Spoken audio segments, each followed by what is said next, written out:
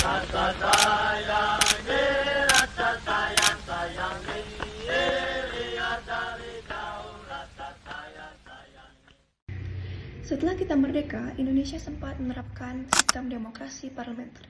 Kelihatannya keren, tetapi di lapangan sangat krisis. Pertama, kabinet sering jatuh.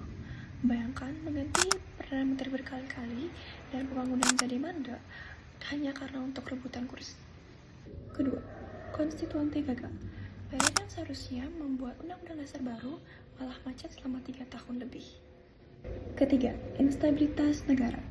Munculnya pemberontakan daerah seperti PRRI atau Perwasta dan DI atau TII menunjukkan bahwa negara membutuhkan kendali yang lebih kuat. Presiden Soekarno melihat ini sebagai sebuah kebuntuan. Maka, pada 5 Juli 1945, beliau mengeluarkan Dekret Presiden 1945.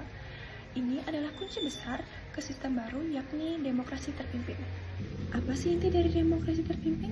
Sesuai namanya, semua harus terpimpin oleh pimpinan besar revolusi, yaitu Presiden Soekarno. Pertama, pusat kekuasaan, yakni kekuasaan eksekutif, legislatif, dan yudikatif, semuanya dikendalikan oleh Presiden. Parlemen yang saat itu disebut DPR-GR hanya menjadi stempel. Kedua, ideologi inti, yakni Soekarno memperkenalkan Nasakom, yaitu nasionalisme, agama, dan komunisme.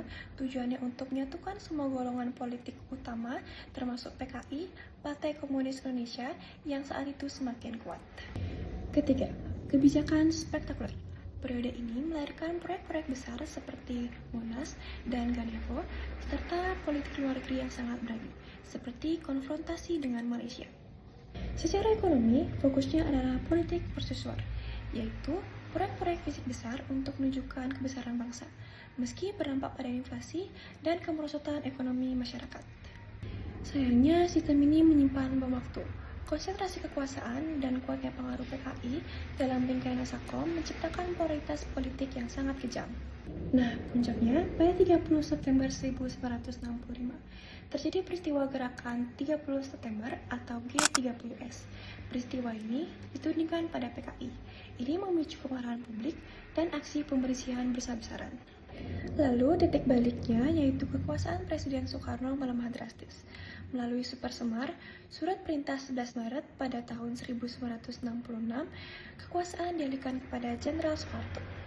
Dan sebagai penutupan zaman, momen ini ditandai sebagai berakhirnya era demokrasi terpimpin dan dimulainya era Orde Baru. Nah, itu adalah kilas balik dari demokrasi terpimpin, di mana lahir dari krisis, lalu dikendalikan oleh satu tangan, dan berakhir tragis akibat konflik ideologi.